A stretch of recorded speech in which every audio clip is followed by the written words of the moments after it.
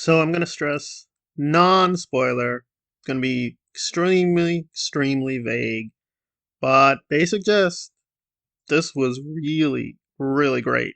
Probably the first genuinely great film in a long time within the MCU proper. This really returns it to some of the early films that, yes, they were connected, yes, they were building up to something, but really had a distinct flavor before really that kind of formula took over, I'd say, after Age of Ultron, where the films were kind of structurally all the same thing. This is definitely not that. This is a little bit different than the usual Marvel formula, and I was very grateful for that. So overall, it's very impressive. I'm going to give this a very strong 8.25. I'm not necessarily saying now the MCU is saved or everything ahead is really great. Actually, I'm not at all excited for Black Panther or Ant-Man or anything like that, but I am excited in the general drift with Moon Knight, this, Loki, Hawkeye, and for lack of a better word, I guess the darker or more off-kilter MCU, I think will be very interesting. I don't know if the whole MCU will be like this, but it does show some promising things ahead. So, what about the story itself? Well, a lot of people are going to point this out, which is kind of ironic, but that yes, America Chavez is a big part of this story. Essentially, she's a girl who can go through dimensions, so she's a major part of the plot, but I don't think she's going to register for many people, which isn't bad. I guess this would be her big introduction, but a lot of people may sort of just glance it over. They just go through the very basics of her origin.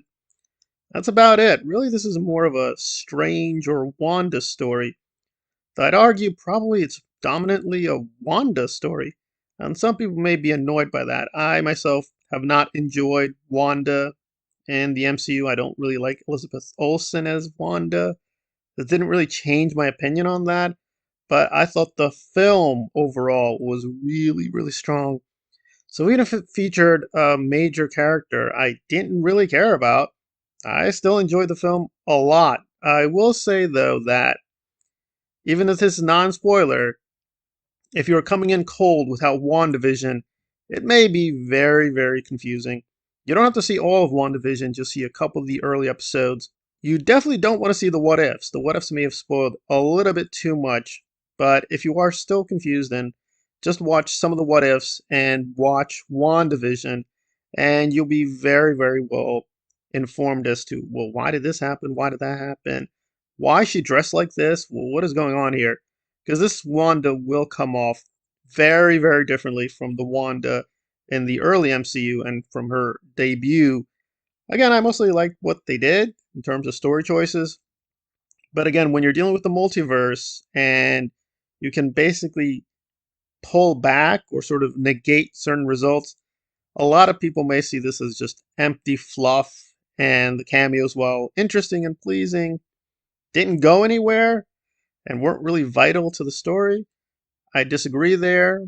I thought the cameos, the very strong horror vibe, if you're a Sam Raimi fan, would be on the superhero stuff. You'll definitely recognize a lot of the horror elements that are coming into play here.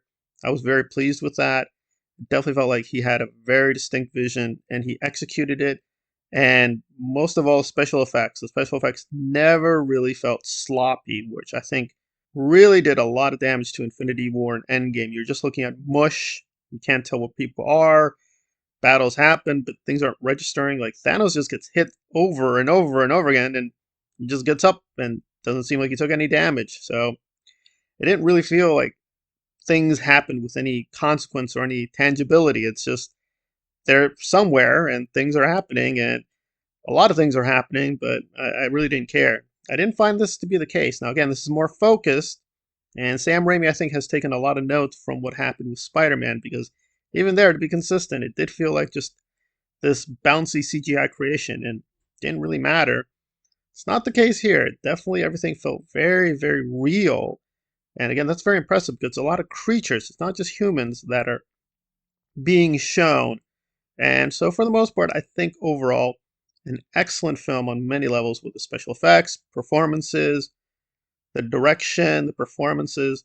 But if you're not a diehard MCU film, you may be a little puzzled here and there. If you haven't watched WandaVision, yeah, you may also be confused. So it doesn't expect you to make a certain effort, but interesting enough, this is sort of its own thing. So you do need to see a few things, but not that much to really understand the core of the story or to understand where they may be going with this in the future of the MCU. So if you can afford it, this is probably one of the rare MCU films you do want to see in theaters. The other ones I really can't speak for because although I did defend Eternals and Black Widow, and I think people really criticize those films on very weak grounds, I would have to say they weren't excellent films. This isn't the Snyder Cut. It's not a 9 out of 10, but this is a really strong film overall, and I was very pleased. Not at all regretful that I saw this in the theaters.